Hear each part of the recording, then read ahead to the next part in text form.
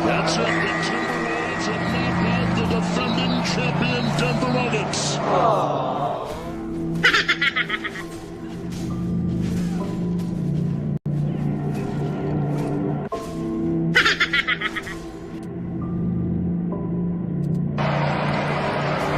They are advancing to the Western Conference Finals for the first time in 20 years.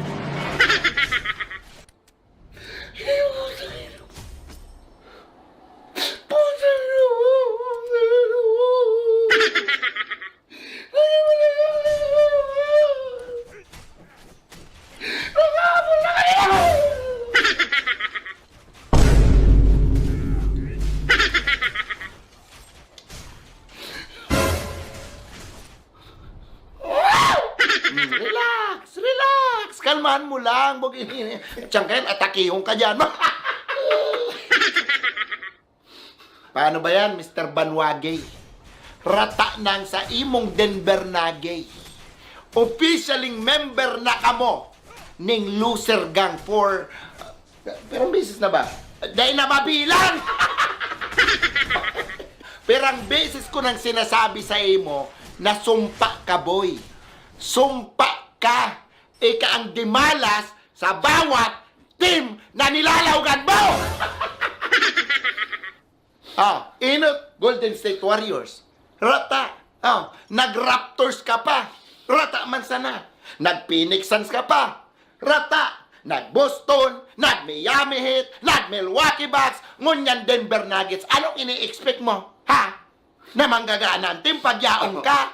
Boto mo, Noy! Sumpa ka nga, ne! Timalas. Kaya di ka na mag-asa. Ta nag-champion ka sa naman last year, ta naglipat ka sa ma-championo na team. Pero yung pagkadimalas mo, nasa lahi mo na yan! Ikaw mo nga, hindi ka tumaram. Hindi ka tumaram. Tabaka masampig ka ulit ka ni, sinasabi ko sa imo.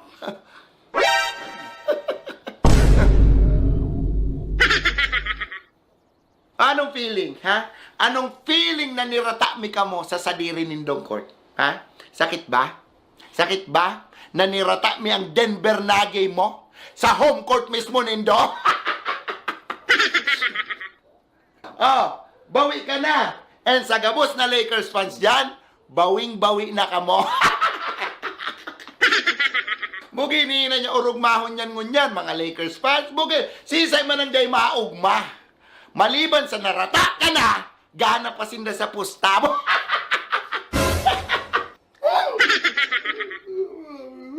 Muy grabe ang irinuman ngunyan ka, mga Lakers fans, mga Wolves fans, habang ang mga Denver Nuggets nindo, nagpupuro pinako habang naghiherebe.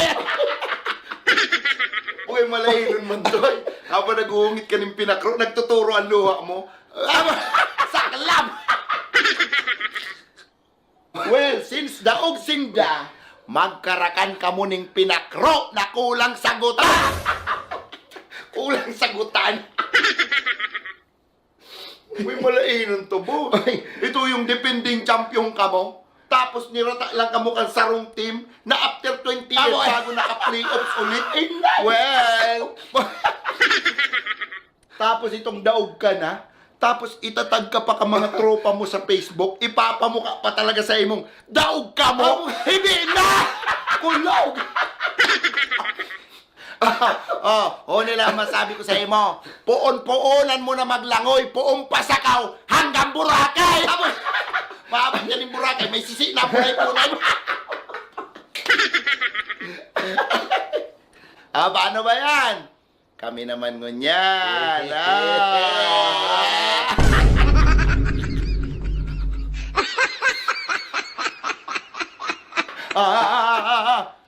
Ay, nahulog. Look.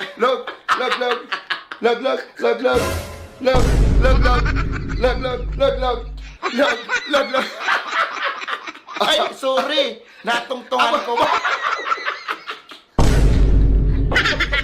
Bagay lang yan sa jersey nindo. Ang gibuhong panlampaso.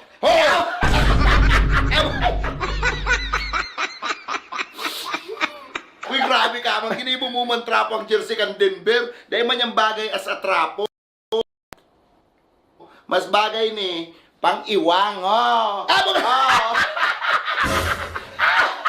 Ginibo pang-iwang.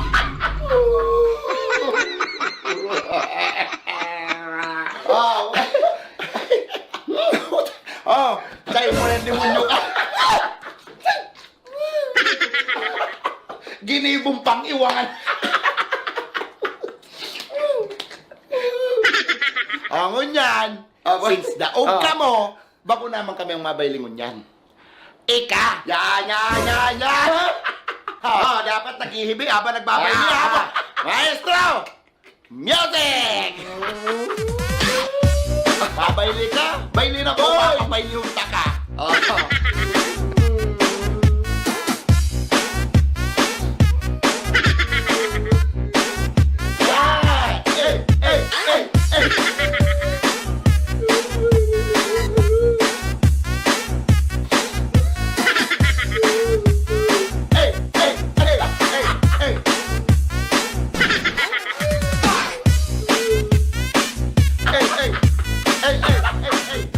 I knew the moment you left me, I could hear your heart say goodbye, and I felt you go, and my life ended there with you, frozen here in time. I can still feel your touch when I'm lonely in your bed.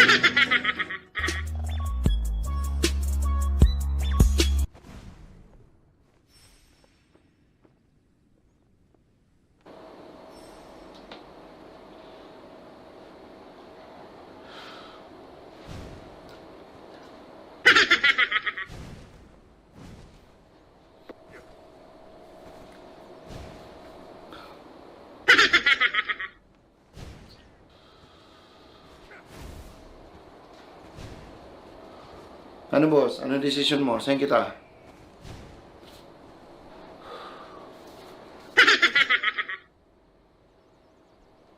Pwede mo kita boss mag-Pacers boss para maiwasan ta muna ang Wolves. Sa East muna kita.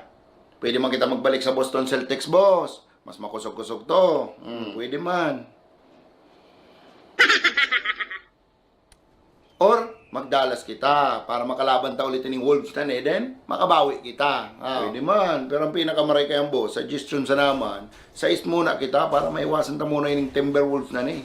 Tano, takot ka? Paano kita makakabawi kung maiwas ka?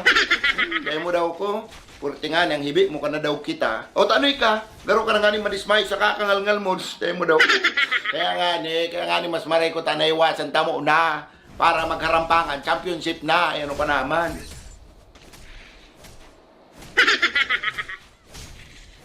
Dalas na sa nangani kita, boss. Tayo yung pinakamaray na option dyan. Parang pinakamaray lugod kaya ang boss. Mag-Timberwolves na salaman kita. Oh.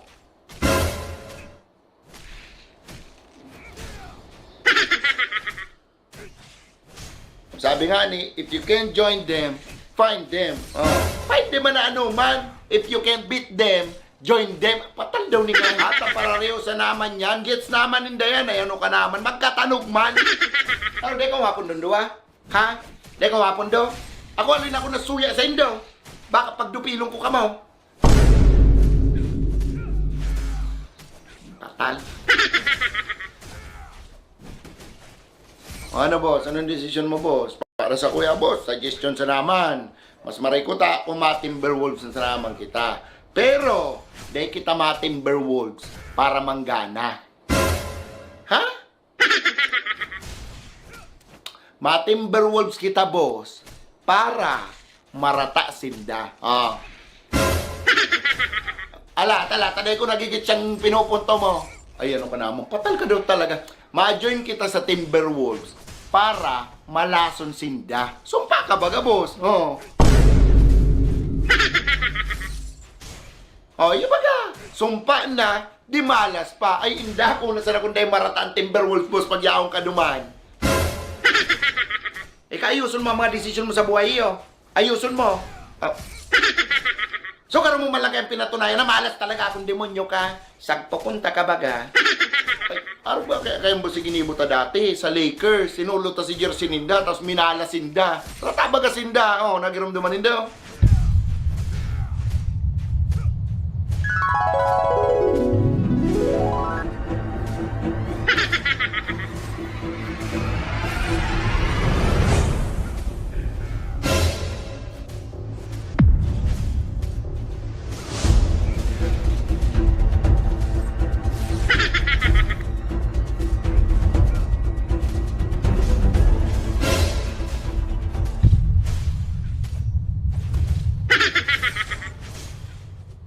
Ano boss? Iba ka?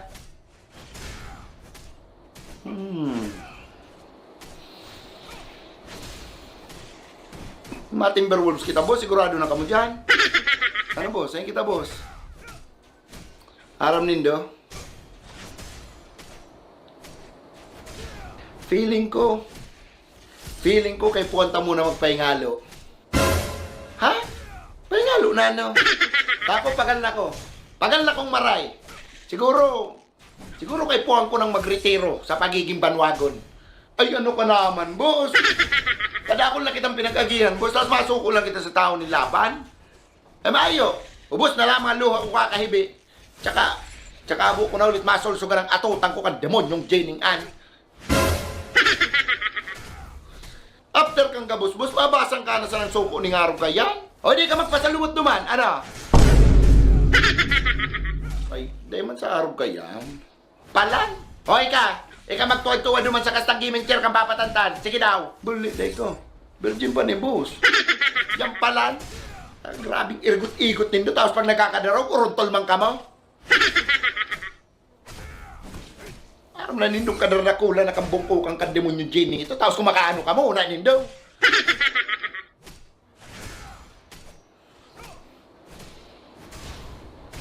Pero kung masurrender kita ngunyang boss, isipon muna sa nabusitig sa rabi sa imo kanduang ito, boss. Mugay lalo na kanarata kita, mugay grabe ito, boss. Anong feeling na nirata mi ka mo sa sadiri nindong court? Ha? Sakit ba? Sakit ba? Na nirata mi ang Denver Nuggets mo sa home court mismo nindo? Sabi ang irinuman mo niyan ka mga Lakers fans, mga Wolves fans, habang ang mga Denver Nuggets nindo nagpupuro pinakro habang naghihirebe. Uy, malahirin man doon. Habang nag-uungit ka ng pinakro, nagtuturo ang luha mo. Saklam! Well, since daog sinda, magkarakan ka mo ng pinakro na kulang sagutan. Kulang sagutan.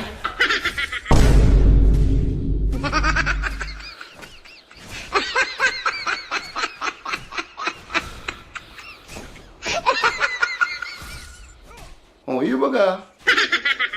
Tama. Di kita pwedeng basta-basta na sana magpadaog sa mga demonyong ini.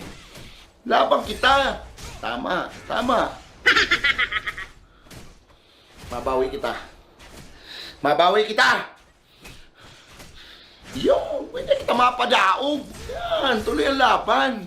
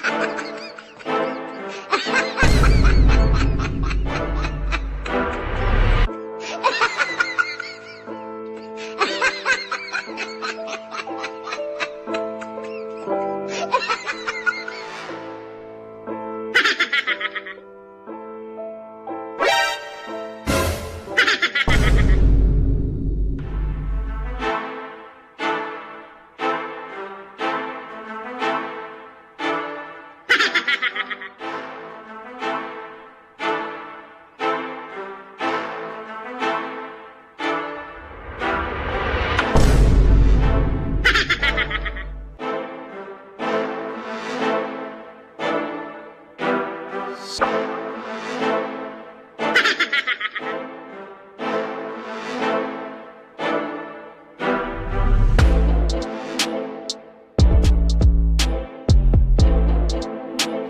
go! Wolves and Lakers, it's payback time!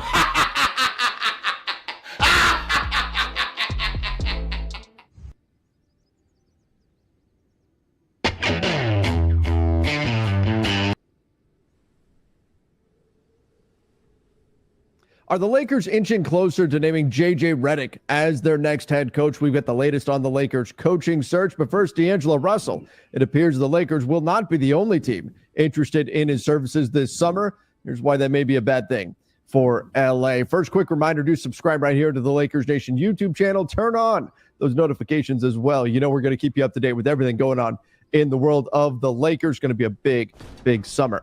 All right, let's kick things off with D'Lo. D'Angelo Russell, look, we know struggled in the playoffs yet again for the Lakers. Had some positive moments as well.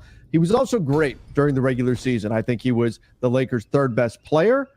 And now he is an $18.7 million player option. Well, according to The Athletic, the Orlando Magic are hoping that D'Lo does not pick up that player option because they would be interested in him on the free agent market. Now, D'Lo picking up that $18.7 million option, I would be surprised if he did. I would think that worst case for D'Angelo Russell, because of how well he played over the course of the season, and again, was not good in the playoffs, and that will certainly leave a bad taste in teams' mouths, and that will perhaps limit the big payday that he could get this summer. But I do think that there's going to be interest out there, and worst case for him, he can probably find another $18-ish million deal and at least extend the number of years that are on the contract and get more years. He only has 1 year remaining if he picks up that $18.7 million contract. So if I'm D'Angelo Russell, at the very least, I'm opting out and looking to get a 3-year deal, maybe a 4-year deal, something like that. So I've got a little bit more long-term security, long-term certainty on that contract. Now, the Orlando Magic make a lot of sense as a landing spot for D'Lo. They need outside shooting and they need playmaking, and D'Angelo Russell, to varying degrees, can provide both of those things. He shot extremely well, was one of the better three-point shooters in the NBA last season for the Lakers, and he can provide a bit of playmaking. Sure, his lack of athleticism can limit that to a degree, but there's not a lot of options out there on the market that would be better than D'Angelo Russell for that Orlando Magic side. And we know the Magic are a young, up-and-coming team. If they were to add a piece like D'Angelo Russell, as well as make a few other minor tweaks, and in addition to just get the typical organic growth that's going to come with some of their young players just getting better as they get a little bit older, they could be a force to reckon with in the Eastern Conference. Now, for the Lakers, another team being interested in D'Lo, it's bad news. It's not ideal because the Lakers, they'd prefer not to lose D'Angelo Russell for nothing, and that's exactly what would happen if a team with cap space like Orlando was interested in D'Lo. What the Lakers want ideally is that if they're going to lose D'Angelo Russell, they want it to be to a team that has no cap space. Because if that's the case, then that team's going to have to acquire D'Angelo Russell via sign and trade, unless somehow they can convince D'Lo to play for an exception, like a non-taxpayer mid-level exception, like $13 million or so, or a taxpayer mid-level, which would be about $5 million. I don't see that happening. So in that scenario, what the Lakers want is somebody who has no room to want D'Angelo Russell, D'Lo to want to go to that team, and to want the contract that they're offering, and then you can negotiate a sign and trade. That's how the Lakers would prefer to see D'Angelo Russell leave this team and not just walk away for nothing. So that begs the question, would the Lakers get into a bidding war with the Orlando Magic in order to keep D'Angelo Russell, who was very good for them last season during the regular season? Again, I thought he was their third best player. Could the Lakers try to do what they could to hang on to D'Lo? I think D'Angelo Russell likes being in LA. I think he likes being a Los Angeles Laker. I think he would prefer to stay. But the question is, will the Lakers pay what it takes to keep him, particularly if there are other suitors out there on the market? Now, should D'Angelo Russell walk away, simply sign a contract with a team that has cap space, it wouldn't be good for the Lakers. It wouldn't be good to lose a player of D'Angelo Russell's caliber for nothing, for no return. However, the silver lining is it could potentially open up a full mid-level exception, that non-taxpayer mid-level, for the Lakers to go use in free agency. So again, it would give them potentially, depending on what happens with Max Christie, with LeBron's contract, with some of the other guys that have player options like Jackson Hayes, Cam Reddish, all of this would matter. The money would start getting really, really tight, but they could have 13-ish million to go spend in free agency. Now, is it likely that $13 million is going to get you a player the caliber of D'Angelo Russell?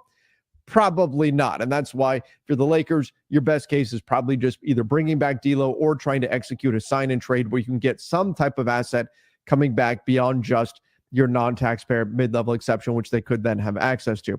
So now the ideal scenario for the Lakers would probably be he just picks up that $18.7 million option, because at that point the Lakers could put him into a trade and maybe recoup more value. I do think that ultimately, whether it's now, whether it's at the trade deadline, whenever, they probably do need to move on from D'Angelo Russell. The D'Lo Austin backcourt not working quite the way that the Lakers hoped it would. Certainly Jared Vanderbilt, his availability would help that backcourt work quite a bit just by being a defensive dynamo on the perimeter, but it does feel like sooner or later, D'Angelo Russell will find his way out of Los Angeles. Just the question is, will the Lakers really get anything for him, or will he walk into somebody else's cap space and leave the Lakers with nothing more but maybe a non-taxpayer mid-level exception? Now, one of the other questions the Lakers are going to have to answer this summer, it's who's their head coach? And we know JJ Redick has been on the list. He's been on the short list for a while. We've got 3 guys that are reportedly at the top of that list. It's JJ Redick, it's James Borrego, and Sam Cassell. Well, reportedly, those interviews have taken place. The initial interviews with those 3 candidates have already taken place. There will be other interviews, but according to Shams Charania of The Athletic, JJ Redick has garnered a lot of buzz, and the Lakers are infatuated. The word is infatuated with Redick's potential, according to league sources, and they view him as a Pat Riley-like coaching prospect who could help the franchise in the short term and lead it for years. All right. And then The Athletic correctly noting that Pat Riley did not make the leap straight from being a non-coach, from being a broadcaster, into being a head coach. No, he didn't do that. He went from being a broadcaster to being an assistant coach and then became a head coach. So he got that experience. I think that's a key distinction when we talk about JJ Redick being the next Pat Riley, because he's going to go from the broadcast booth to the sidelines as a coach. Pat Riley had time to become an assistant coach under Paul Westhead, and then he eventually made the leap, awkwardly enough. It's a strange moment in Lakers history, but he made the leap to becoming a head coach at that point and became a legendary head coach. He is widely synonymous with the Showtime era, just like Magic, just like Kareem, just like James Worthy. Pat Riley is right there in that mix, the Showtime era for the Los Angeles Lakers. So look, they're setting the bar very, very high. No question. If they're putting out there that, hey, he could be the next Pat Riley. I mean, we're talking about one of the greatest coaches in NBA history. And look, if the Lakers feel like JJ Redick is legit, the second coming of Pat Riley, like that is not setting the bar too high for him. That's how highly they think of him. That by all means, hire him. You don't let him get away. You hire him if you think that's really, truly what he is. But if we're just making that comparison because he also came from the broadcast booth and we're putting that on JJ Redick, wow, that is a very high bar to put on JJ. That's going to be a big transition for him to suddenly become a head coach after having no coaching experience whatsoever. But again, if the Lakers are truly infatuated with him, then maybe this is just a matter of time till we hear JJ Redick, his name announced as the Lakers' next head coach. Now, LeBron James has done what he can to distance himself from this decision-making, made it clear that he is not part of the decision-making process here for the Lakers. And you know what? I think that's actually to JJ Redick's benefit that LeBron is not part of it, because what JJ wouldn't want, if he gets the job, he doesn't want to come in with everybody thinking, oh, he got the job because he's LeBron's guy, because he does a podcast with LeBron. That doesn't help JJ's authority within the team, and it's not a great look. And frankly, it does a lot to undermine the caliber of basketball mind that JJ Redick is, because it's suggesting that it's not his intelligence as a coach, it's not his brilliance as a basketball mind that's getting him the job, it's other stuff. And that would be unfortunate for that to be the initial thinking on JJ Redick becoming the Lakers' next head coach. But this was also something that came out again through The Athletic. Rich Paul told them LeBron James and JJ Redick, they do a podcast together. That does not mean that LeBron wants Redick as his head coach. So again, that doesn't mean that LeBron doesn't want JJ Redick to be the coach either, but that's LeBron saying, hey, I'm not going to be part of this decision at all. If JJ Redick gets selected to become the Lakers' next head coach, he's doing it on his own merit, not because he happens to host a podcast with me. So LeBron James saying, hey, I'm staying out of this one, and maybe understandably after the backlash that he got following the Russell Westbrook disaster. But Lakers Nation, give me your thoughts in the comments down below. How should the Lakers handle the D'Angelo Russell situation, particularly if the Orlando Magic are looming out there as a real suitor to sign D'Lo into their cap space? And what about JJ Redick potentially becoming the Lakers' next head coach? Feels like we're inching closer in that direction. Do you like that idea? Or should the Lakers go with James Borrego, who already has something of a relationship with Anthony Davis? Should they go with Sam Cassell? Give me your thoughts in the comment section. Till next time, everybody. See ya and stay safe.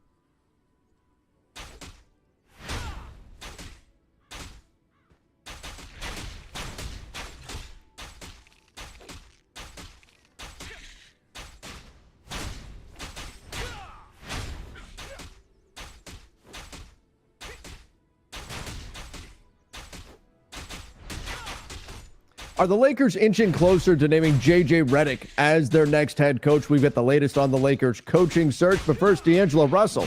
It appears the Lakers will not be the only team interested in his services this summer.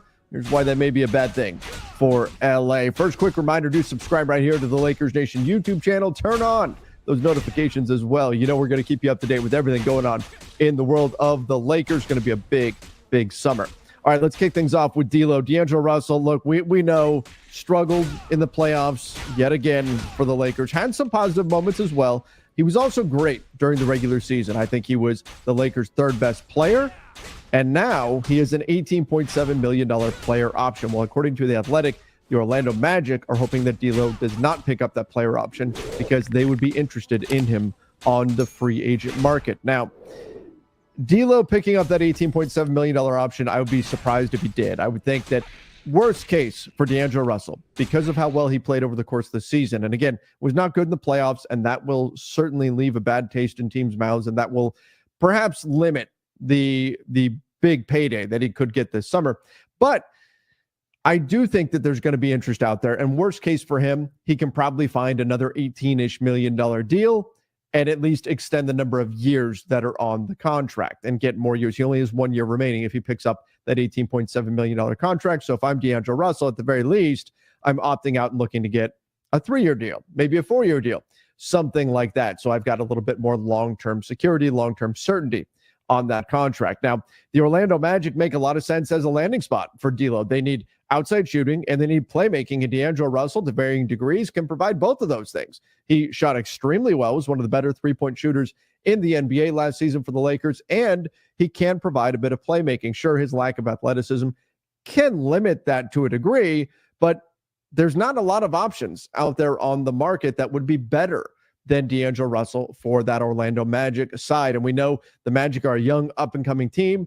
If they were to add a piece like D'Angelo Russell, as well as make a few other minor tweaks, and in addition to just get the typical organic growth that's going to come with some of their young players just getting better as they get a little bit older, they could be a force to reckon with in the Eastern Conference. Now, for the Lakers, another team being interested in D'Lo, it's bad news. It's not ideal because the Lakers, they'd prefer not to lose D'Angelo Russell for nothing. And that's exactly what would happen if a team with cap space like Orlando was interested in D'Lo. What the Lakers want ideally is that if they're going to lose D'Angelo Russell, they want it to be to a team that has no cap space. Because if that's the case, then that team's going to have to acquire D'Angelo Russell via sign and trade, unless somehow they can convince D'Lo to play for an exception, like a non-taxpayer mid-level exception, like $13 million or so, or a taxpayer mid-level, which would be about $5 million. I don't see that happening. So in that scenario, what the Lakers want is somebody who has no room to want D'Angelo Russell, D'Lo to want to go to that team,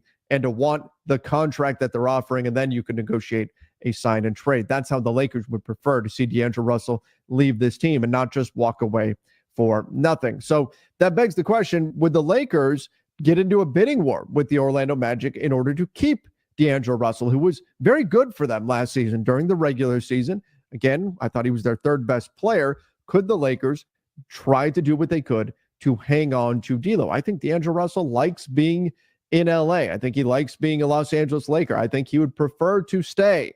But the question is, will the Lakers pay what it takes to keep him, particularly if there are other suitors out there on the market? Now, should D'Angelo Russell walk away, simply sign a contract with a team that has cap space, it wouldn't be good for the Lakers. It wouldn't be good to lose a player of D'Angelo Russell's caliber for nothing, for no return. However, the silver lining is it could potentially open up a full mid-level exception, that non-taxpayer mid-level, for the Lakers to go use in free agency. So again, it would give them potentially, depending on what happens with Max Christie, with LeBron's contract, with some of the other guys that have player options like Jackson Hayes, Cam Reddish, all of this would matter. The money would start getting really, really tight, but they could have 13-ish million to go spend in free agency. Now, is it likely that that $13 million is going to get you a player the caliber of D'Angelo Russell? Probably not. And that's why, if you're the Lakers, your best case is probably just either bringing back D'Lo or trying to execute a sign and trade where you can get some type of asset coming back beyond just your non-taxpayer mid-level exception, which they could then have access to. So Now, the ideal scenario for the Lakers would probably be he just picks up that $18.7 million option, because at that point, the Lakers could put him into a trade and maybe recoup more value. I do think that ultimately, whether it's now, whether it's at the trade deadline, whenever, they probably do need to move on from D'Angelo Russell. The D'Lo Austin backcourt not working quite the way that the Lakers hoped it would. Certainly, Jared Vanderbilt, his availability would help that backcourt work quite a bit just by being a defensive dynamo on the perimeter, but it does feel like sooner or later, D'Angelo Russell will find his way out of Los Angeles. Just the question is, will the Lakers really get anything for him, or will he walk into somebody else's cap space and leave the Lakers with nothing more but maybe a non-taxpayer mid-level exception? Now, one of the other questions the Lakers are going to have to answer this summer, it's who's their head coach? And we know JJ Redick has been on the list. He's been on the short list for a while. We've got 3 guys that are reportedly at the top of that list. It's JJ Redick, it's James Borrego, and Sam Cassell. Well, reportedly, those interviews have taken place. The initial interviews with those 3 candidates have already taken place. There will be other interviews, but according to Shams Charania of The Athletic, JJ Redick has garnered a lot of buzz, and the Lakers are infatuated. The word is infatuated with Redick's potential, according to league sources, and they view him as a Pat Riley-like coaching prospect who could help the franchise in the short term and lead it for years. All right. And then The Athletic correctly noting that Pat Riley did not make the leap straight from being a non-coach, from being a broadcaster, into being a head coach. No, he didn't do that. He went from being a broadcaster to being an assistant coach and then became a head coach. So he got that experience. I think that's a key distinction when we talk about JJ Redick being the next Pat Riley, because he's going to go from the broadcast booth to the sidelines as a coach. Pat Riley had time to become an assistant coach under Paul Westhead, and then he eventually made the leap, awkwardly enough. It's a strange moment in Lakers history, but he made the leap to becoming a head coach at that point and became a legendary head coach. He is widely synonymous with the Showtime era, just like Magic, just like Kareem, just like James Worthy. Pat Riley is right there in that mix, the Showtime era for the Los Angeles Lakers. So look, they're setting the bar very, very high. No question. If they're putting out there that, hey, he could be the next Pat Riley. I mean, we're talking about one of the greatest coaches in NBA history. And look, if the Lakers feel like JJ Redick is legit, the second coming of Pat Riley, like, that is not setting the bar too high for him. That's how highly they think of him. That by all means, hire him. You don't let him get away. You hire him if you think that's really, truly what he is. But if we're just making that comparison because he also came from the broadcast booth and we're putting that on JJ Redick, wow, that is a very high bar to put on JJ. That's going to be a big transition for him to suddenly become a head coach after having no coaching experience whatsoever. But again, if the Lakers are truly infatuated with him, then maybe this is just a matter of time till we hear JJ Redick, his name announced as the Lakers' next head coach. Now, LeBron James has done what he can to distance himself from this decision-making, made it clear that he is not part of the decision-making process here for the Lakers. And you know what? I think that's actually to JJ Redick's benefit that LeBron is not part of it, because what JJ wouldn't want, if he gets the job, he doesn't want to come in with everybody thinking, oh, he got the job because he's LeBron's guy, because he does a podcast with LeBron. That doesn't help JJ's authority within the team, and it's not a great look. And frankly, it does a lot to undermine the caliber of basketball mind that JJ Redick is, because it's suggesting that it's not his intelligence as a coach, it's not his brilliance as a basketball mind that's getting him the job, it's other stuff. And that would be unfortunate for that to be the initial thinking on JJ Redick becoming the Lakers' next head coach. But this was also something that came out again through The Athletic. Rich Paul told them LeBron James and JJ Redick, they do a podcast together. That does not mean that LeBron wants Redick as his head coach. So again, that doesn't mean that LeBron doesn't want JJ Redick to be the coach either, but that's LeBron saying, hey, I'm not going to be part of this decision at all. If JJ Redick gets selected to become the Lakers' next head coach, he's doing it on his own merit, not because he happens to host a podcast with me. So LeBron James saying, hey, I'm staying out of this one, and maybe understandably after the backlash that he got following the Russell Westbrook disaster. But Lakers Nation, give me your thoughts in the comments down below. How should the Lakers handle the D'Angelo Russell situation, particularly if the Orlando Magic are looming out there as a real suitor to sign D'Lo into their cap space. And what about JJ Redick potentially becoming the Lakers' next head coach? Feels like we're inching closer in that direction. Do you like that idea? Or should the Lakers go with James Borrego, who already has something of a relationship with Anthony Davis? Should they go with Sam Cassell?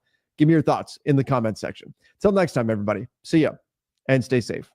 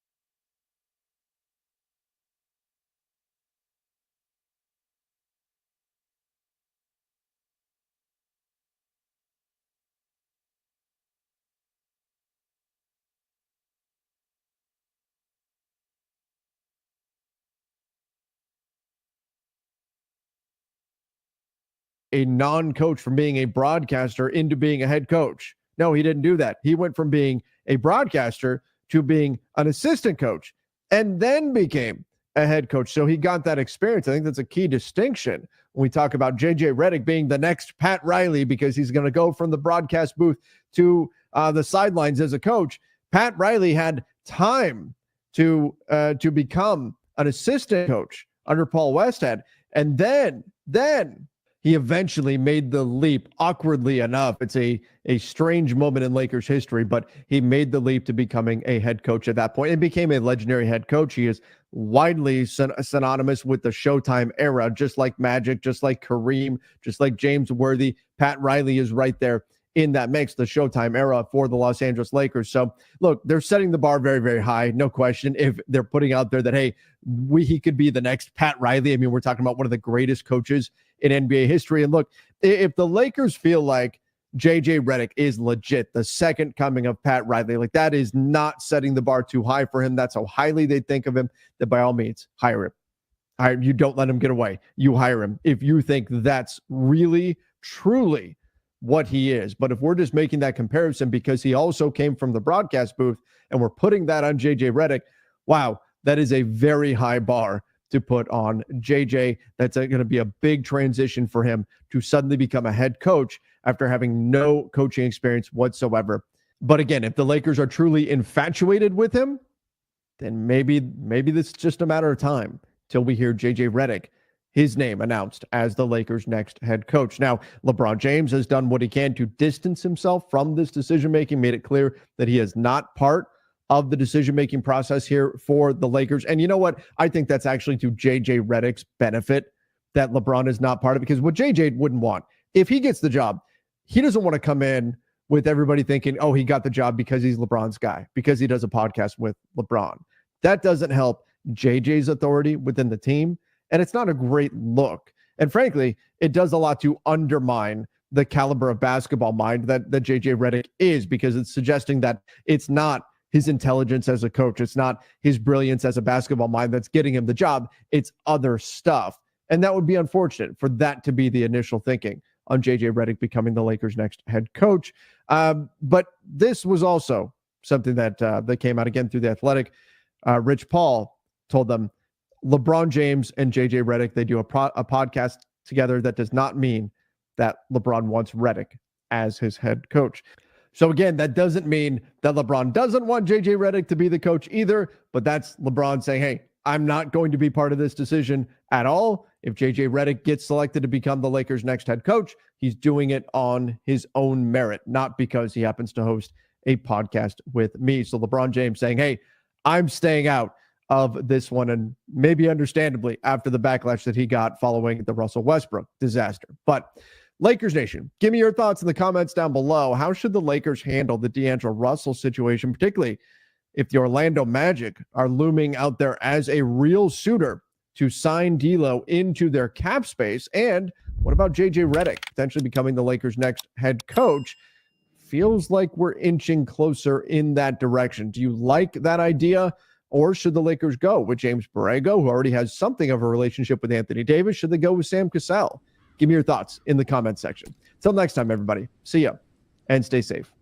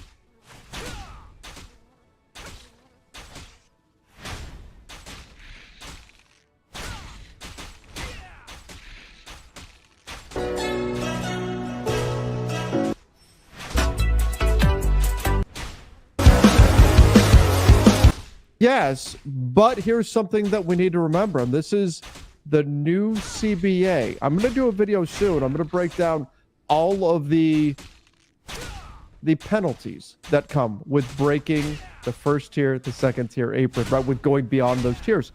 So one of them, after you pass the second tier, you can no longer add cash into a trade.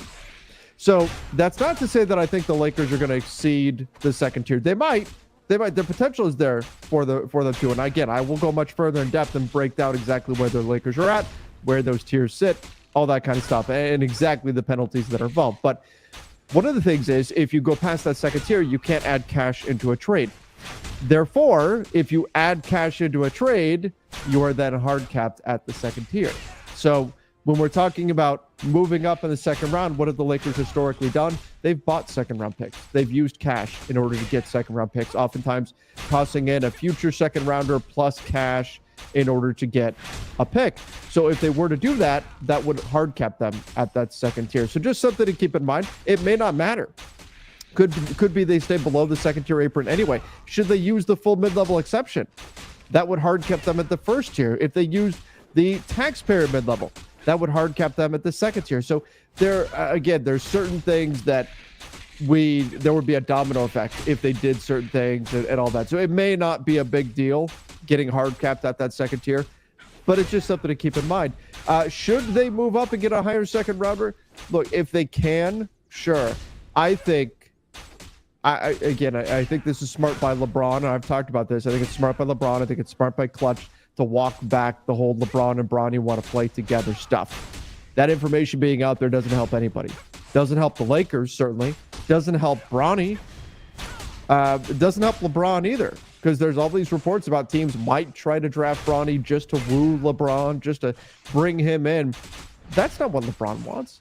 LeBron wants, regardless of who it is, whether it's the Lakers, the Orlando Magic, the New York Knicks, whoever drafts Bronny, LeBron wants, just like Bronny wants, that team to be a team that cares about Bronny, that wants to develop him, that isn't drafting him just to lure LeBron to their franchise in some hope that could happen. So I think that's part of the reason why you've seen LeBron and co push back against this. So should the Lakers move up? If they have to. My hope from the Lakers side of things is that the work that LeBron is putting in right now, trying to walk back this whole thing, and Bronny too, about them needing to play together, will do a little bit to ease that incentive, especially putting out there that LeBron will not follow Bronny to whatever team drafts him, will ease that incentive for opposing teams to take Bronny as a way to try to force the Lakers to pay up, or threaten to take Bronny as a way to force the Lakers to pay up. But if that's what it takes to get him, sure, you could do something to try to move up. I think there's going to have to be a effort at the same time on Bronny's side to try to drop as far as he can in the draft and be there for the Lakers if he really wants to be a Laker. What do I think the chances of Reeves remaining a Laker are? I think the chances are good, unless we start going down that third star roster build. And we're going to talk about this a little bit when we get into the big questions facing the team.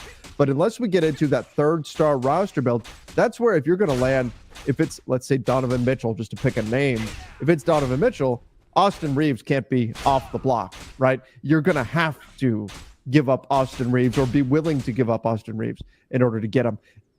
Other than that, though, other than a third star build, I think the chances are pretty good of Austin Reeves remaining a Laker. I think they like him a lot. I think they want to keep him. He's on a great contract. And I know he wants to stay. So, yeah, add all that up. Joining me now, here he is, Sean Davis. Sean, how are you doing? Doing all right.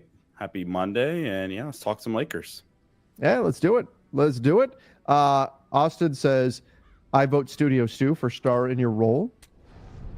See, you guys, it's funny. You guys get to see him, like, you see his little cameos where he jumps up on here and he puts his little paw on my shoulder and he wants pets and all that.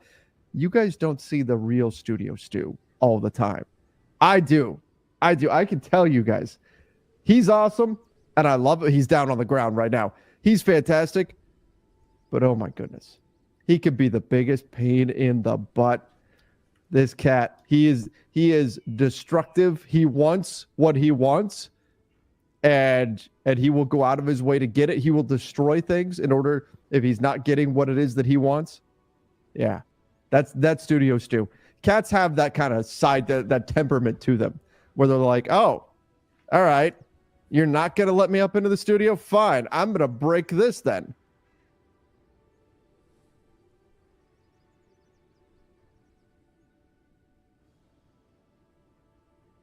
That's Studio Stu. That's his mentality. And I'm saying this. He's glaring at me as I'm saying all of this because he knows what I'm talking about.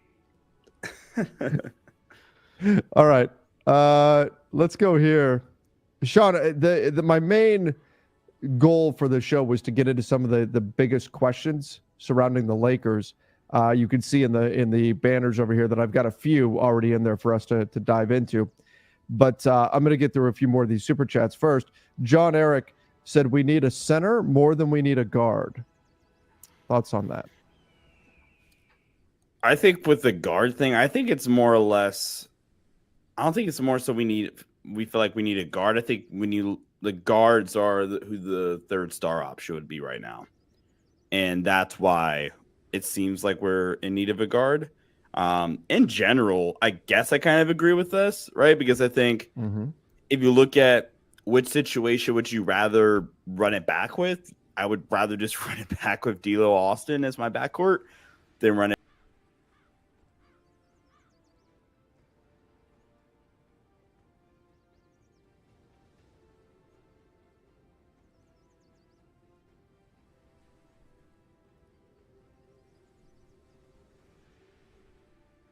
back with Christian Wood, Jackson Ace as my backup bigs, right? Good point. So yeah, I mean, in general, I agree with this sentiment. Although, like I said, I don't think that's really been the point. It's just that all the 3 stars, except unless you're going after Lauri Markkanen, for the most part, all of them seem to be guards.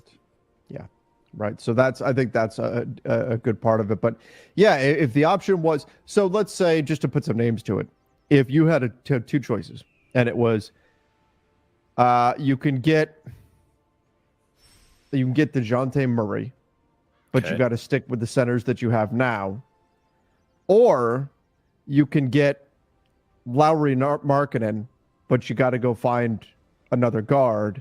You're probably taking the latter scenario. Yeah, you're getting Markkanen, right? I mean, I just think he's a better player.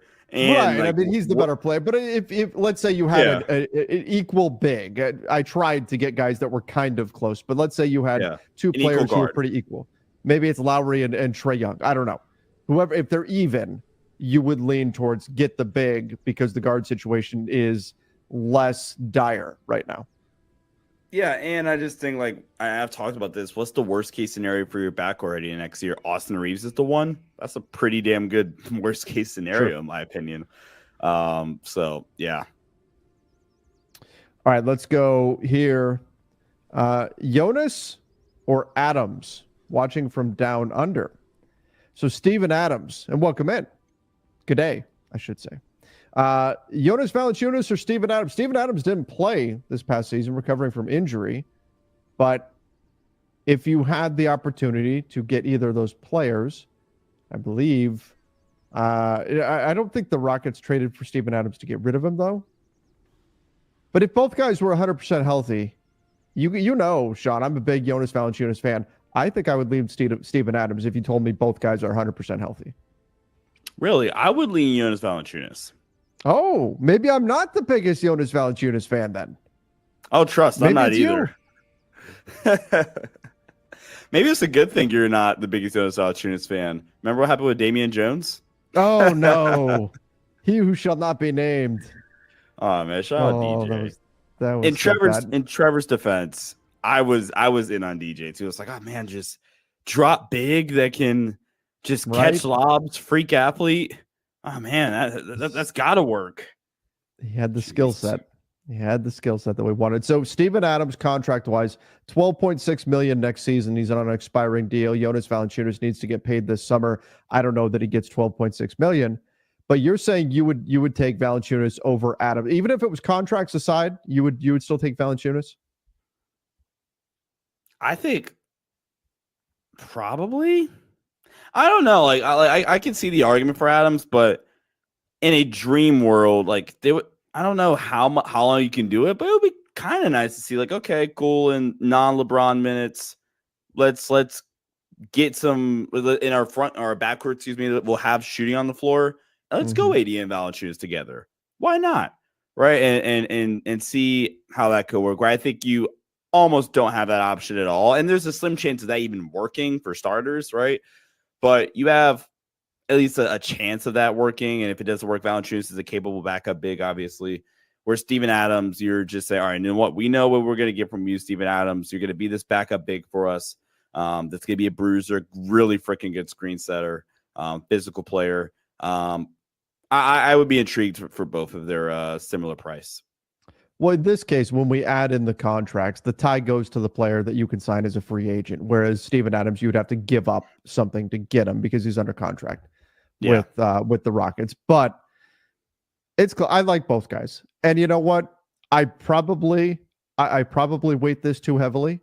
But in order to break up a skirmish, Steven Adams picked up a man and walked away with him. I give him extra credit for that. When I'm looking at who can be just a physical presence in the paint next to Anthony Davis, I go, oh, Steven Adams. I'm not messing with that guy. So a grown human, like a professional athlete, and said, I'm just going to carry you over here and then set you down like you do a toddler. Amazing moment.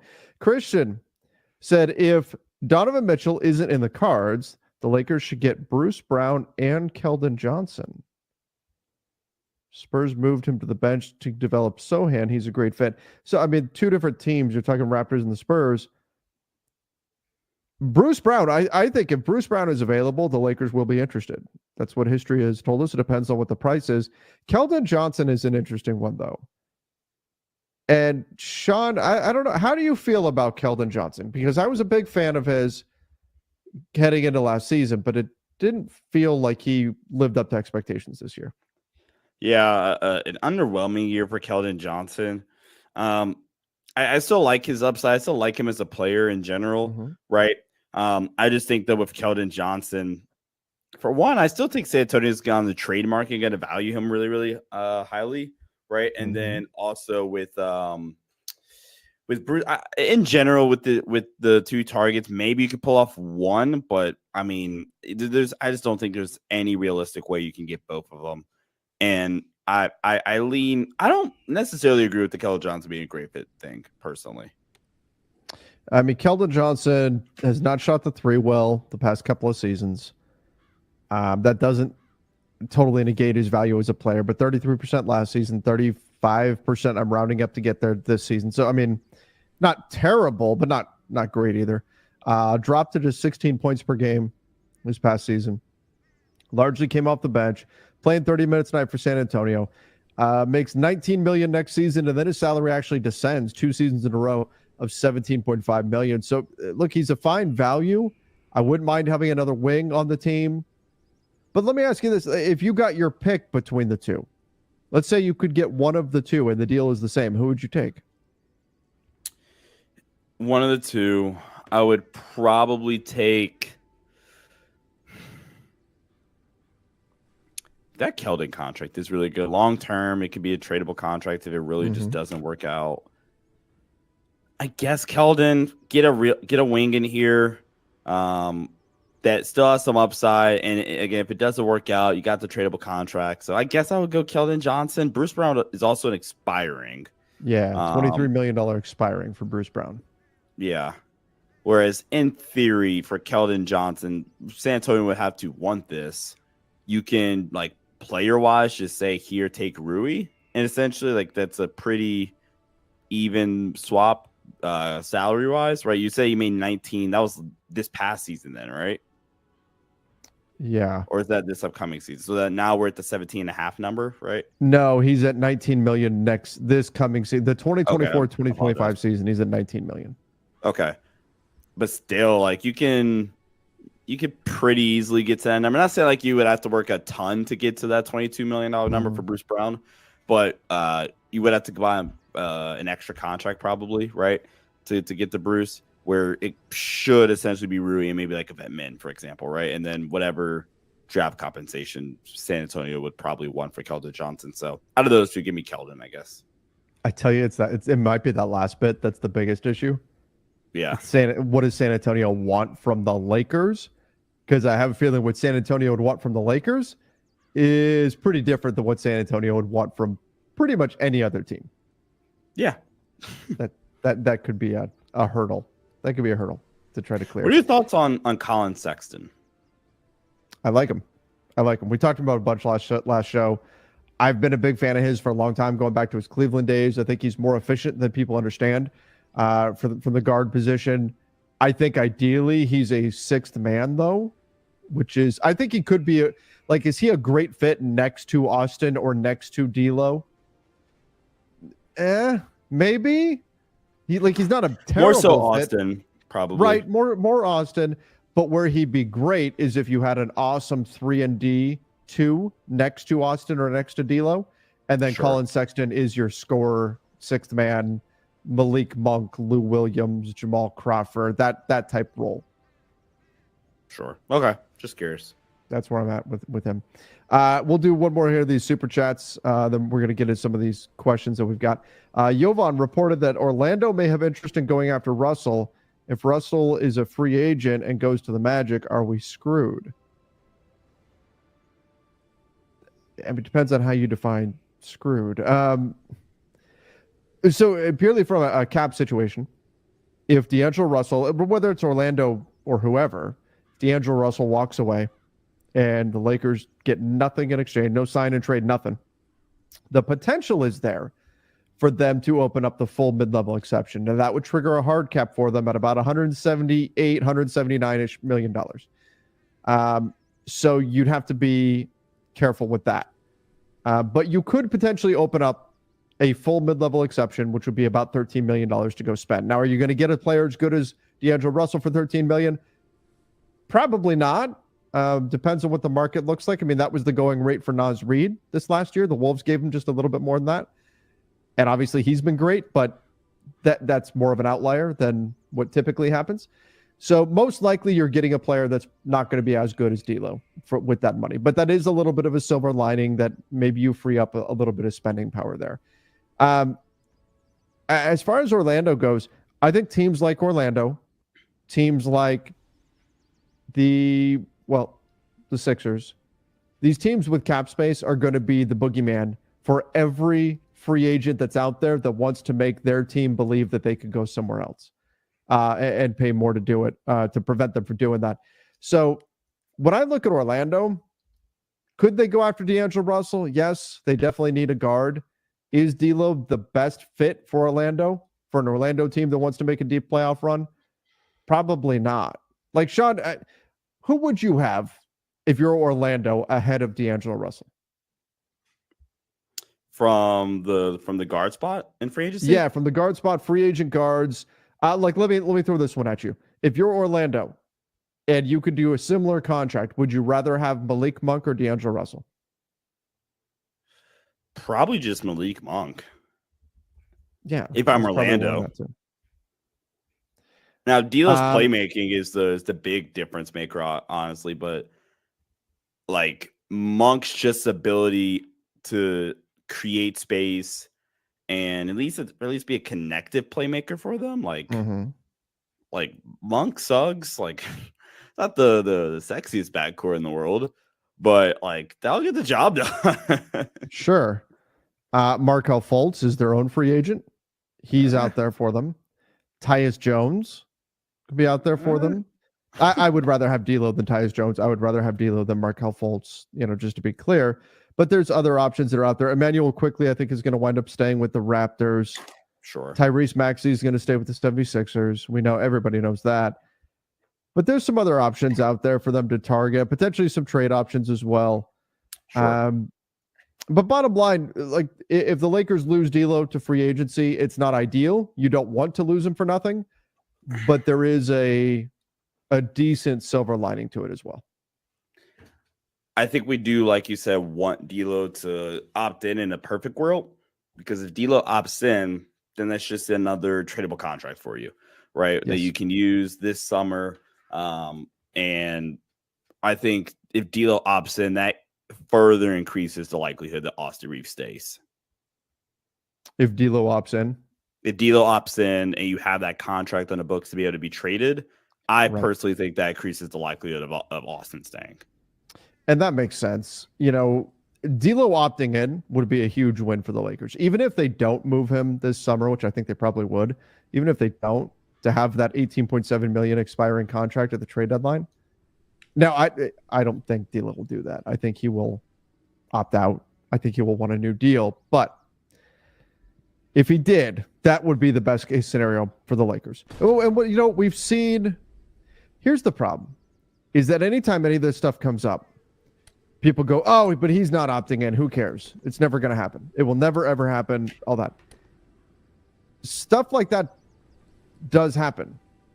It does happen. We saw it happen a few years ago with Montrezl Harrell. It was, there's no way Trez is opting in. It's not going to happen. It's not going to happen. It's not going to happen. Suddenly, the Lakers were trading him to a place he wanted to go to, and he opted in. Now, it didn't work out for him, and it unfortunately led to the Lakers getting Russell Westbrook, but things do happen sometimes that you wouldn't expect. That said, most likely, he's not going to opt into his contract. He's going to want a new deal, and then we'll have to see if that's with the Lakers, if it's with somebody else, and if there's a sign and trade there or not. All right, let's go to this. So, Sean, I wanted to talk a little bit about the big questions that are going to be facing the Lakers. And one of them is what to do with D'Angelo Russell. We kind of just talked about this a little bit. If you're the Lakers, are you willing to bring D'Lo back? I think this is a big question for this summer. Because I foresee a market where it's not kind to D'Lo, and the Lakers potentially don't find what it is that they're looking for. We talk about the Lakers potentially hunting for a third star. They want Donovan Mitchell. Well, guess what? The Pelicans are hunting for another star. The Knicks are hunting for another star. The 76ers are hunting for another star, right? There's going to be a lot of teams doing that. They're not going to be the only one.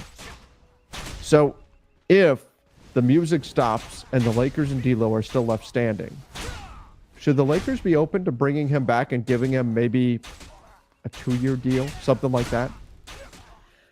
A 2-year deal to truthfully keep him here for 2 more years, or a 2-year deal to just like get the deal done and just to bring him back? Yeah, the latter, like just to get the deal done, and you're Right. hoping it's trade friendly. So I hate that I'm going to give this guy his credit right now. Not D'Lo. I have no problem personally with D'Lo. But a comment says this, and I hate that I'm going to agree with this guy. But Julian says that I'm nothing against Julian, obviously. Julian says that D'Lo's what Draymond, who I'm referring to here, is D'Lo's what Draymond would call an 82 game guy. And I was racking my brain for a moment. I'm like, what did this Julian guy do to Sean? Oh no, absolutely nothing wrong with Julian. But I just think that I think like that's accurate, right? And that's why, like, if you brought back D'Lo, like re-signed him without trading him this summer, I really still am of the mindset that you would eventually just need to trade him, because, like I said, I do think he's an 82 game player. I don't think that his game necessarily translates to the playoffs currently, or it hasn't throughout his career necessarily. And I think there are legitimate question marks that can be had about the D'Lo Austin backcourt, unless like they are both playing insanely well, which we saw for a stretch at the end of post trade deadline 2 seasons ago now, where they both were ridiculously well, played ridiculously well, and then in the playoffs, the starting five, the D'Lo, Austin, LeBron, Vando, AD lineup took a step back, like metrically. Like if you look at like some of the clean the glass lineup data or whatever, it did take a step back, but still a good lineup. But I just think that the most likely outcome, and this should be the most likely outcome from a team building perspective, should be finding a way to trade D'Angelo Russell, or just trying to get an upgrade or increase the depth on your roster by using D'Lo's $18-ish million contract. Yeah, if he opts in, and obviously if he doesn't, then you're looking for maybe a sign and trade or something like that. If there's a team that wants him that is an over the cap team, that's the only way. Like if it's Orlando that wants him, there's nothing you can do. Maybe you can kick them a second rounder or something in exchange for them making it a sign and trade so you can get a trade exception. Is that, but if it's a team with cap space that wants D'Lo, there's nothing you can do. If it's a team without cap space, then they need the Lakers' help in order to get him. Maybe there's something there. But I do think that if they need to be opportunistic here, if there's a deal that they could sign him to that they believe is trade friendly, like team friendly enough to where he will have trade value all the way up until the trade deadline, then you do it just so you don't lose him for nothing. But I think that he's not the ideal fit. And it sucks because D'Lo was great this season. He really was. He was their third best player. He had some great games, some great performances. But in order for this team to hit the next level, I think they need to replace his skill set with something different. And that's easier said than done. So if you don't find that this summer, keeping that contract slot open could be a win for them. Cognitive Dissonance said, I saw Eric Pincus mention that Chris Paul could be a real possibility for us if he gets let go from the Warriors as a backup point guard. Yeah, it would make a lot of sense. I think there's a few landing spots that make sense for Chris Paul, the Lakers being one of them for sure. He'd want to go play with LeBron James. He was supposed to be a Laker over a decade ago, but yeah, I could see him potentially landing in LA as a reserve guard. I don't know if he'd be my first choice if I was the Lakers. And some of it might depend on how much faith they have in Gabe Vincent. But yeah, if Chris Paul says, I'll come join up for a veteran minimum, you're probably not saying no to that. Yeah. It is hard still. Vet mints to say no. For a backup point guard, why not? Sure. All right, let's get to one other big question. And obviously this is important. Who's coaching this team? Who is the coach going to be? And do the Lakers get it right? Because you know what, Sean, I've been thinking about this. We can talk about the pros and cons of hiring JJ Redick, hiring Sam Cassell, James Borrego, Chris Quinn, David Adelman, anybody else that's out there. We can talk about all the pros and cons of that. But the fact of the matter is, we don't know with any certainty that a coach is going to work or not work. We can take our best educated guess, but so much of coaching comes down to their personality, how they interact with the players, what the chemistry is like in the individual locker room. And those are things that are much more difficult to quantify. They're much more difficult to put a number on, how good a coach is at that exact thing. So how a coach messes with a team is something that is yet to be seen. So who is the coach? That's going to be a big factor here for the Lakers this coming summer, this season as well. And they've got to get it right. They've got to find the guy that is the right fit for them and that is going to be able to lead this team moving forward, that is going to be able to navigate the difficult situation of coaching the Lakers with LeBron on the team, the spotlight, the pressure, everything that comes with that. They've got to find the right person for that job. And it's not going to be easy. So this is one of the big questions. Who do they believe is going to be that guy? Who are they going to put their faith into? Because, Sean, I think they're out of chances here with coaches. You miss here, you miss on this one, and I think some of the fingers are going to start getting pointed at the front office. Yeah. So are you asking, is this question more so, I'm assuming this is who do I think is going to get the job, right? Sure. I mean, this is one of the big questions that has to be answered this summer, right? While understanding the pressure that's on this decision and the pressure that's going to be on the person who takes the job. Right. I still ultimately lean that it's going to be JJ. And I think if it's going to happen, I think it's going to happen by this week. Right. I just think that's the most likely. There's one thing that's kind of been floated around there. I don't know the validity of it yet. Did you see what Woj had today? I'm assuming this is what you're talking about. No, I did not. So what did Woj say? The Clippers assistant? Oh, no. Oh, yeah, I did see it because we were talking about it in our group, but that's not what I was going to. Okay. Sorry. No, you're good. You're good. I do think that there's this rumor or something that's kind of get talked about is that the Lakers want to wait till if JJ doesn't want to do it right now or whatever because the finals or something wants to.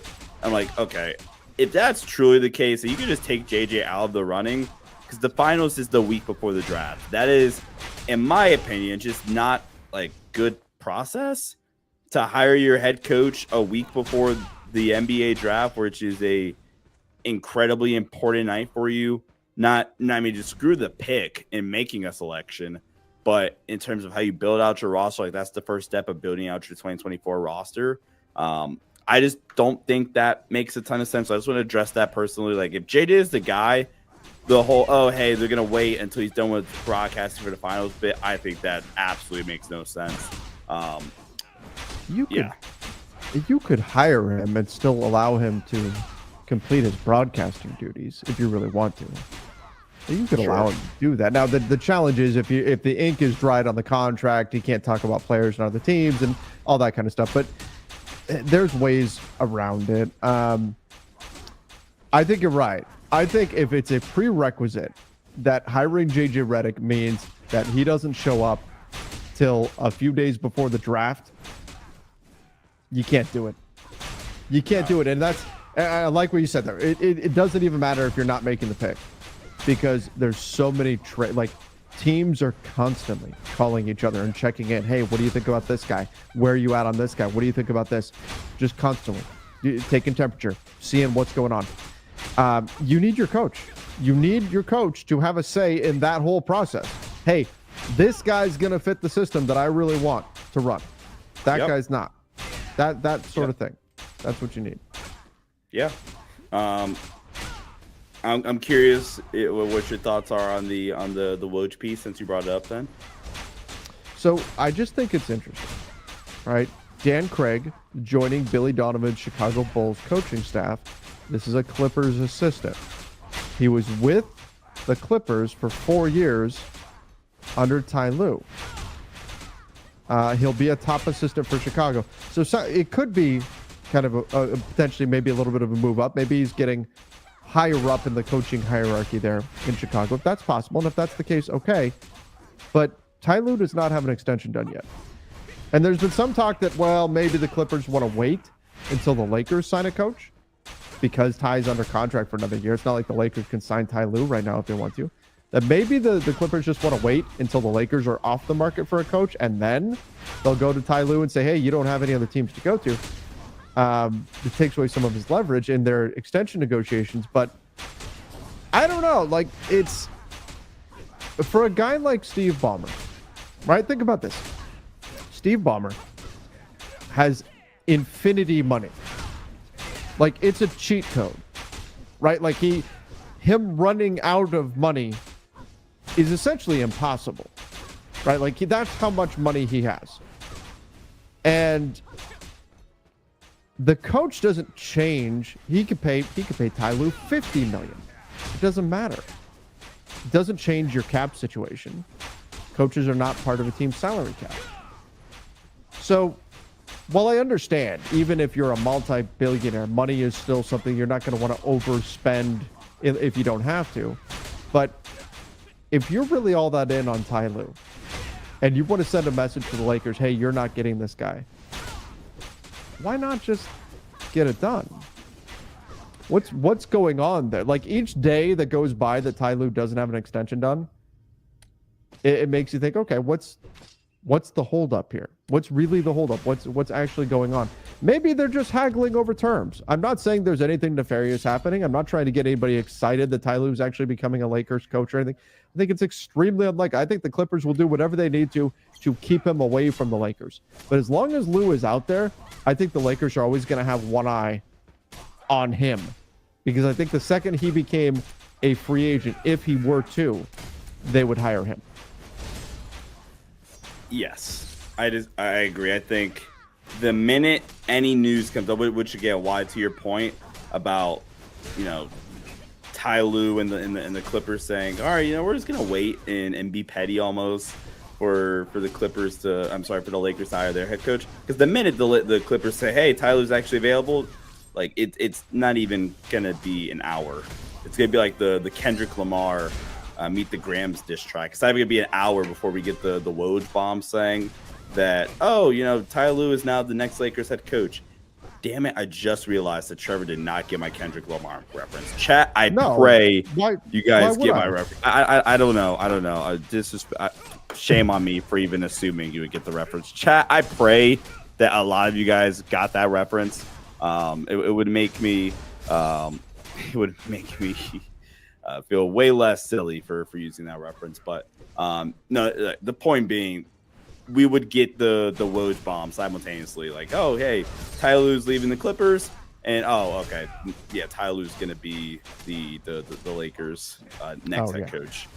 It would be faster than the Suns dismissing Frank Vogel and then hiring Mike Budenholzer.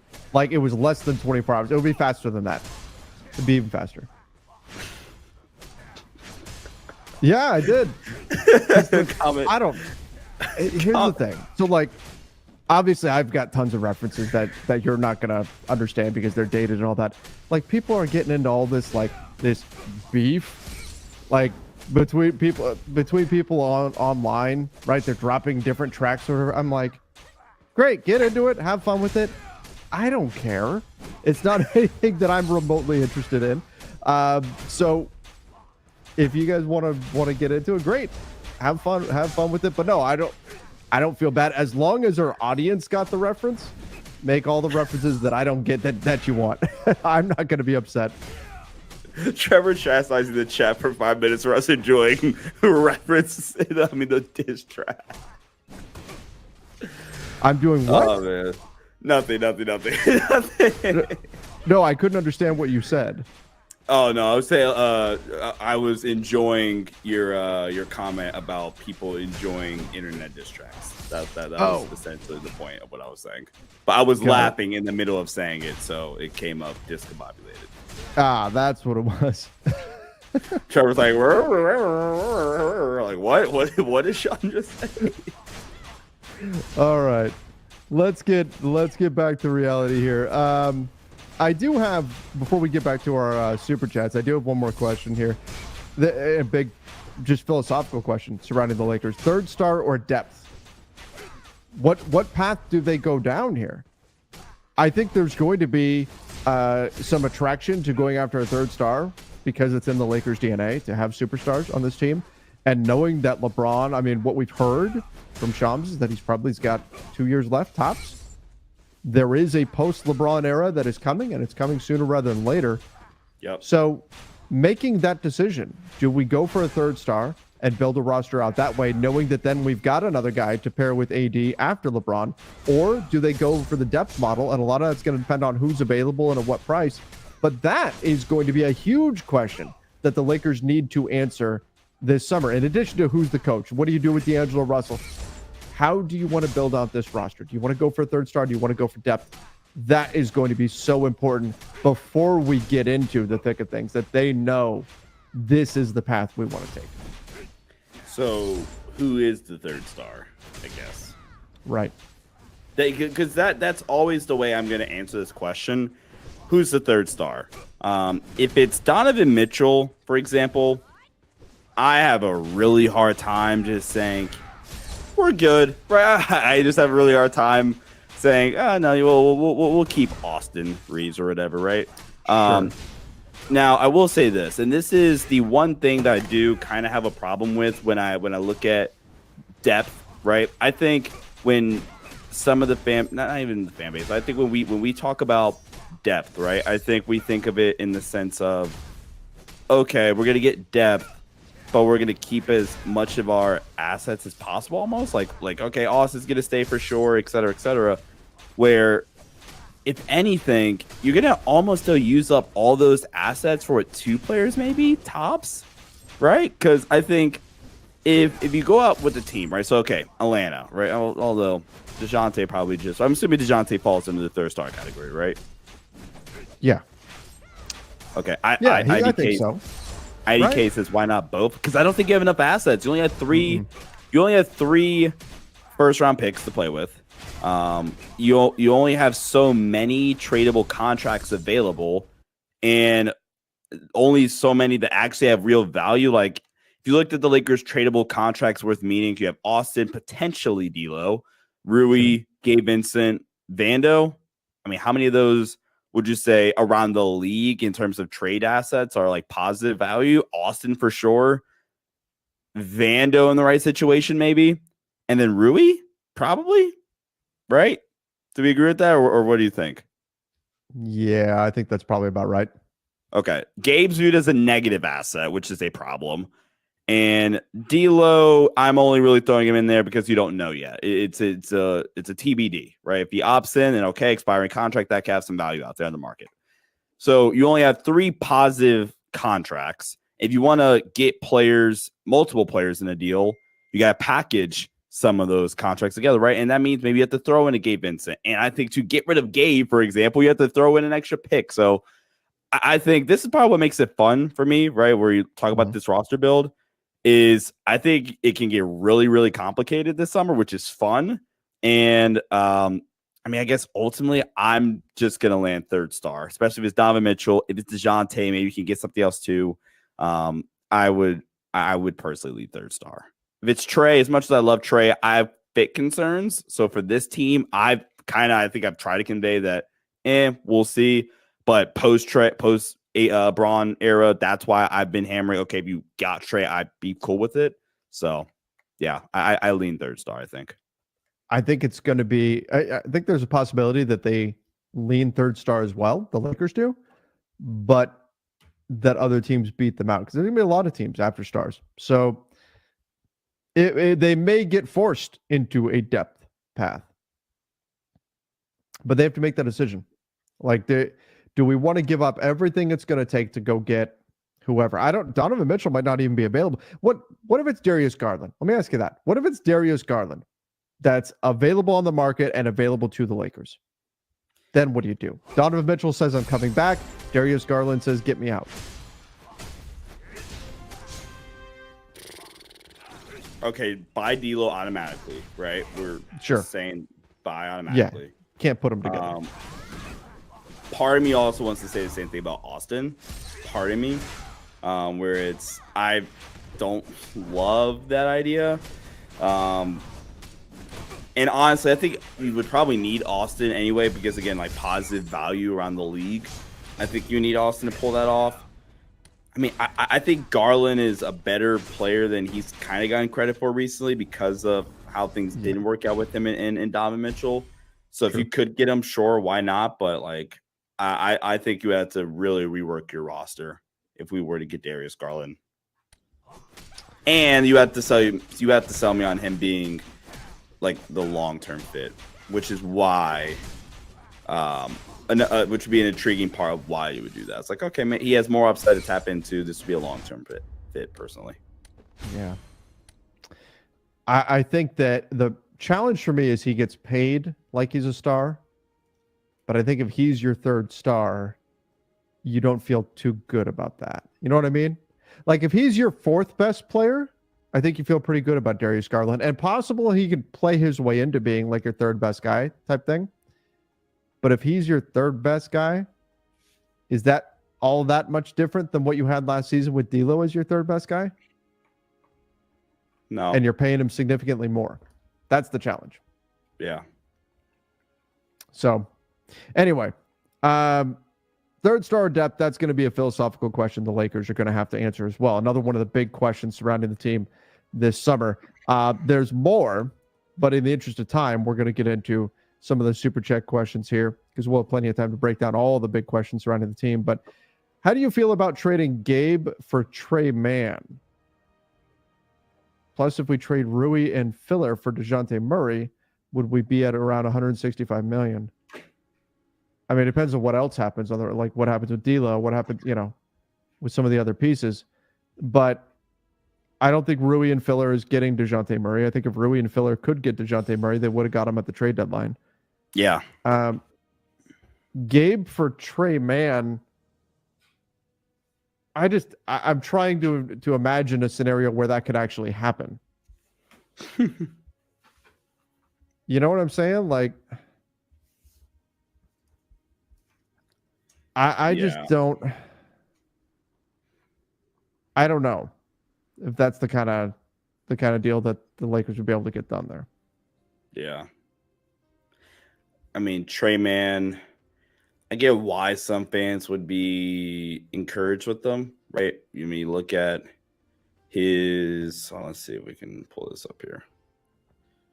Trey Man's last. I mean, when he got to Charlotte, he in his last. Let's see, what's this last 15 games? I think 16 games. Last 17 games. Sorry, last 17 games, averaged 12 points a game, 5.5 assists on 46% from the floor, 34% from three. He had good shooting performances. Like he had a stretch where he shot 3 for 3. I mean, then 0 for 2, but 1 for 4, 3 for 4, 3 for 6.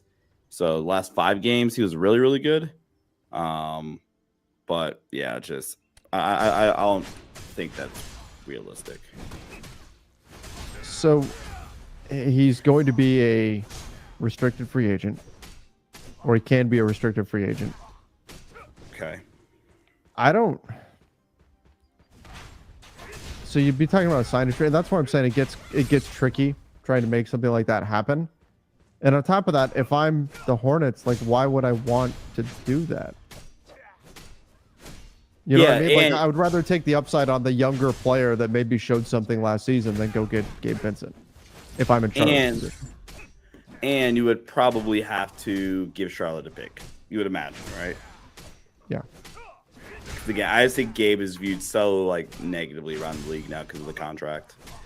And it's only going to be a 2-year deal, but that's not the same as an expiring. If it was an expiring, it would be a different conversation about Gabe Vincent. But it's not. That second year on the deal, I think, will be prohibitive, and it's gonna stop teams from being willing to take him in a trade. Yeah. Ree said, from rumors, it looks like the Lakers might be out on Murray. Do you know what rumors he's talking about? I don't personally. I do not. I hope not. I think the Lakers would still have to give up Reeves to get him like at the deadline. I think that's probably what Atlanta would ask for. Although I kind of lean that Atlanta's going to trade Trae Young and not DeJounte Murray. But we'll see ultimately what they decide to do there. I haven't seen any rumors the Lakers might be out on Murray. But Sean, I mean, I guess this is an opportunity to say this time of year, this summer, what happens is a lot of rumors start flying around. Accounts will pop up, and I'm not saying that's what's happening here, just kind of a general PSA. Accounts will pop up making up rumors, and they will often sound legit. Especially you see it a lot on Instagram. People make like a graphic, and they'll just put per Woj, and it's saying that, and there's you can't link back to a place where he tweeted that or something like that. So there is a lot of fake stuff that goes around this time of year. So just something to keep in mind whenever you see that kind of stuff. Don't just immediately assume, verify that it's from somebody who's reputable. But I haven't seen a rumor saying the Lakers are out on DeJounte Murray. And I don't think they would be out on him. I think they'll be interested in those conversations depending on, again, what the Hawks want. If the Hawks are saying we want the world for them, then yeah, they probably are out at that point. But right now, I don't think they're out on DeJounte Murray. Thank you for the great PSA, Papa Trev. Just looking out for everybody. Just looking out for everybody. Being everybody's internet dad here. Brandon. There we go. Would you guys do Allen for Rui, JHS, and a first? So Jared Allen for Rui Hachimura, Jalen Hood-Schifino, and a first-round pick. Jared Allen making $20 million this year, I believe. I got to double-check and see how many years he's got left on that 22. contract. 20? It may be 22. It's right. It's the low 20s. Let me see what he's got left on this contract. Jared Allen. No, 20 this year. 20 this next season, and then 20 million the season after that. Okay. He's also extension eligible.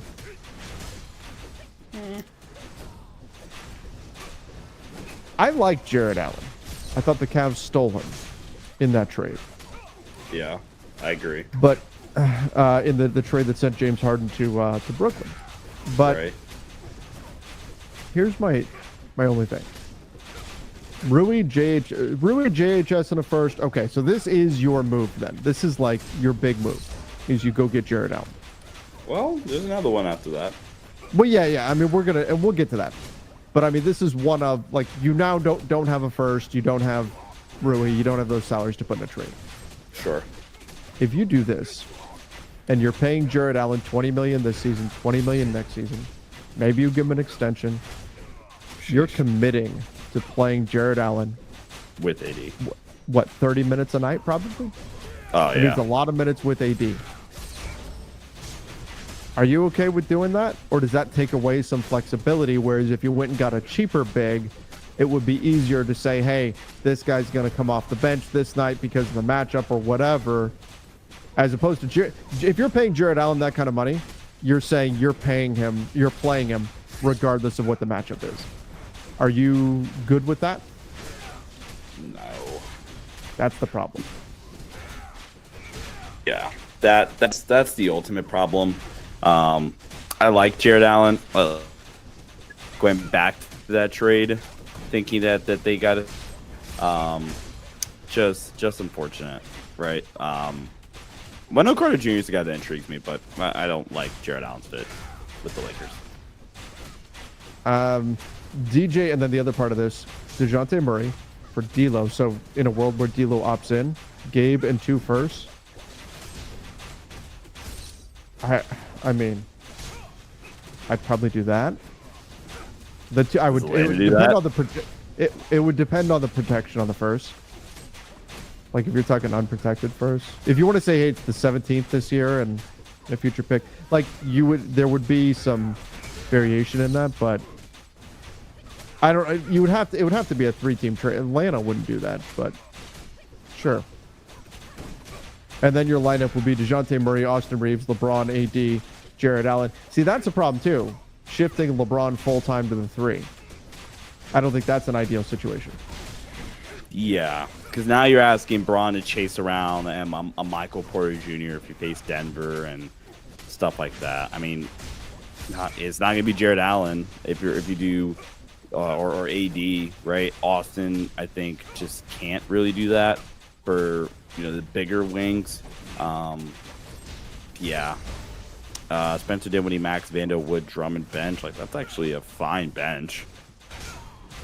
That's fine. Pretty cost control bench. Just, I don't like the fit with Jared Allen and AD. All right, let's do a couple more here. Theo said last offseason was good. Apart from the Gabe injury, the move was praised. Yeah. In my opinion, the problem was we didn't deal D'Lo and Rui at the deadline to optimize top 5 player lineups. Is DeAnthony Melton a perfect 3-and-D fit? That's funny. He's actually in a video that I'm recording later tonight, re-recording later tonight, due to technical/stupidity issues from earlier today when I recorded it the first time. Very hilarious. He is actually part of a video that's going to be coming out pretty soon, the next couple of days. But the problem was not dealing D'Lo and Rui at the deadline. I mean, the deals weren't really there for them to move D'Lo and Rui at the deadline. Not in any way that would make Lakers fans happy. So people get mad. Well, you should have traded D'Lo at the trade deadline. Okay, but what was there to trade him for? The deals weren't there. That's the problem. Would you consider that they should have maybe even tried to overpay, if that makes sense? If by overpay you mean adding Austin Reeves? No, more so just saying like overpaid so I got a D'Lo trade done. I mean, again, it depends on what's coming back. But to avoid the situation they're in now, and hindsight being 2020, knowing that D'Lo wasn't great in the playoffs, sure. Although D'Lo was also a big part of the reason why they got to the playoffs, right? Where they did. He was great for a number of games. So Sure. it's a tough call.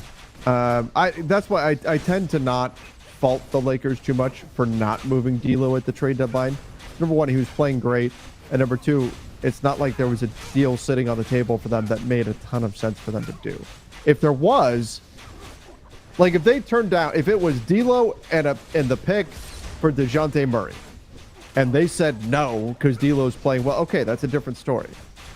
But that's not what was available to them. Yeah. So that's the problem. The Gabe injury was a move that was praised.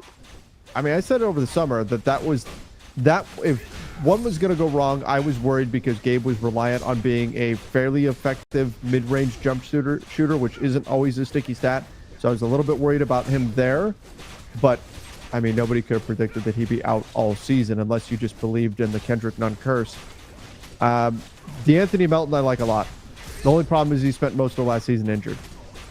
Otherwise, Sean, back in the draft years ago, I was hoping the Lakers would draft DeAnthony Melton. I think he'd be a great fit. He's been a better three-point shooter than I think anybody thought he would be coming into the league. And if you're convinced he's going to be healthy, as a reserve guard, I wouldn't hate him for the Lakers at all. DeAnthony Melton would be a fun piece, for sure. What do you think his market would be like? Part of the MLE? Part of the MLE. I wouldn't be full MLE. I mean, he was hurt too much last season. That's the problem. Yeah. All right, let's finish up with this. Smokey said Shams was saying on Run It Back how Borrego might have the edge because he's worked with AD at New Orleans. To be honest, I just want them to get the right man. Yeah, I mean, I think Anthony Davis's opinion is going to matter more than it ever has. The team wants to be prepared to build around him going into the future. And he was reportedly part of the reason why Darvin Ham got fired, because he was out on Ham. So that's something that matters as well. I think Borrego does have that going for him. And it's going to be really interesting to see the way this all plays out. Because I think you can make it, like the top three, you can make an argument for any of them. And then you can make an argument, I think, for David Adelman as well, who's somebody you've been talking a lot about, Sean. I have no idea which way the Lakers are going to go with this. It seems like things have been moving towards JJ Redick, but who knows what happens in those interviews. Yeah. I'm just going to say to avoid going on a rant about the coaching candidates, yes, I'm just going to say I hope they get it right. I hope they get it right. And even if, no matter who they hire, I'm going to be supportive of it. Sure. No matter what I might think now, and then you just adjust when you get new data provided. So, if they hired JJ Redick, would that be the wrong hire in your opinion? I would think so, personally. But again, I would be, as a fan and as somebody that covers the team, I would be supportive of Sure. JJ, obviously. And I just wouldn't like the move necessarily, but there's a bunch of things the Lakers do that I don't necessarily like. But Right. we're still here, and that would be no different necessarily. The only thing the Lakers can do that would really piss me off would be make a pretty immature and just flat out awful selection at 17. Not gonna say what that would be, but Trevor trying to instigate with the faces. I'm not budging. I'm just curious who that would be. I don't know who it would be. I'm just as curious as you. Like if they drafted Jalen Hood-Schifino again somehow. Jalen Hood-Schifino is he re-enters the draft. They're gonna redo it all over again. They just pass. We're gonna redo last year's. No. Sheesh. No, man, like, if they hire Sam Cassell, I'll be supportive of it, even though I'm not a fan of hiring Sam Cassell. Same with Borrego, not a fan of hiring Borrego, would be supportive. Chris Quinn, I like Chris Quinn. I just don't think it's the right fit for the Lakers. Same time, I think I'm driving the point home by now. Yeah, it's again, I just hope they get it right. They find the right pick. And then we go from there. And I hope it happens before certainly the draft. I think before June, hopefully. Before June, yeah, I was gonna say, we've got a week and a half here. Ideally before you get into June, because you're gonna need that coach to be involved in the process when it comes to selecting someone at 17 or trading the pick. Either way, whatever you decide to do, you need a coach to be involved in that process. Yeah. All right. Well, I think we'll wrap it up there. We did touch upon 3 questions around the Lakers. What do you do with D'Lo? Who's the coach? Third star or depth? Some of the big questions surrounding the team. There are others too that we'll get into on future shows. But thank you everybody for joining. Those of you who came in from YouTube, from X, from Facebook. Appreciate all of you. Make sure you do go subscribe over on the podcast feed as well. Apple Podcasts, Spotify, wherever you listen to podcasts. Thanks again. And Sean, thanks for jumping on and talking Lakers basketball. Absolutely. It was a ton of fun. All right, everybody. Till next time. I'm going to go listen to some diss tracks here. See ya. And stay safe.